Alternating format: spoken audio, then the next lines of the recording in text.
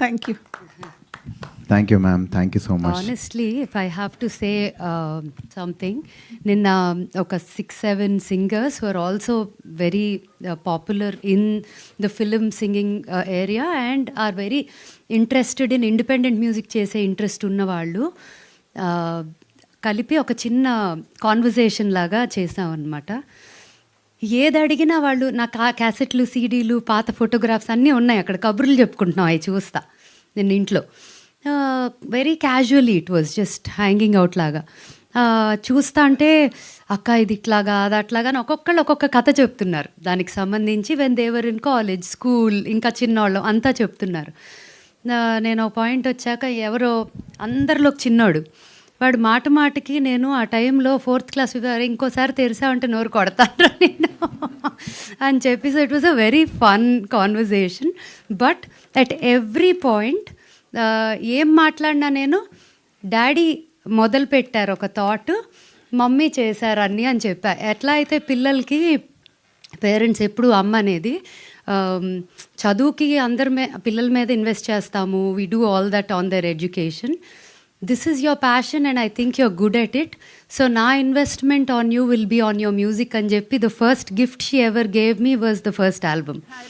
Hi Rabba అలా వచ్చింది.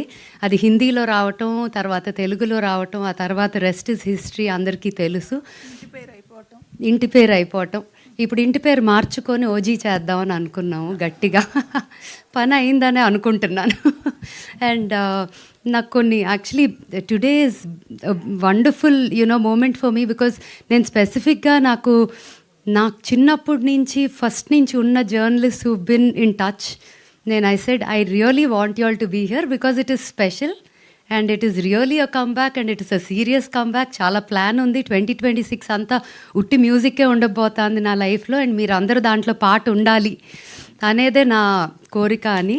అలా మూర్తి గారు, జీవి గారు, మీరు అందరు కూడా అందరూ ఎవ్రీ వన్ పేరున everybody that is here. I'm so glad all of you are here and it's very special. In fact నాకు జీవి గారు ఎప్పుడు చెప్తారు, ఆయనకి ఫస్ట్ ఐడల్ బ్రెయిన్ ఓపెన్ చేసినప్పుడు వెబ్సైటు ఆ కల్చరే అంతా లేదు. He was the OG in that right. So when that happened first invitation mummy Hai Rabba లాంచ్కి పంపారంట అఫీషియల్గా. సో ఆయనకి it was his first invite ever for an official launch of a song or a movie or anything of that sort అంట. So అలాంటివి ఈ 25 yearsలో ఎన్ని మెమరీసో from I grew up with these memories and thanks to all of you for being here. It's very very special.